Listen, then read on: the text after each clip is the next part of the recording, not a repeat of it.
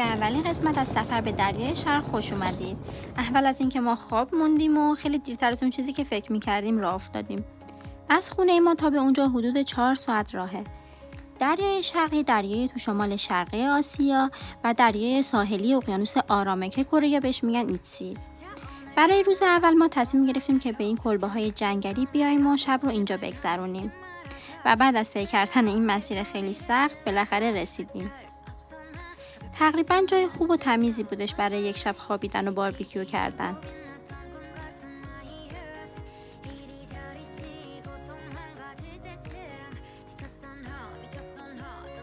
بیرون محوطه اونجا هم بازی‌ها و سرگرمی‌های مختلفی بودن که میتونستی وقتتو بگذرونی.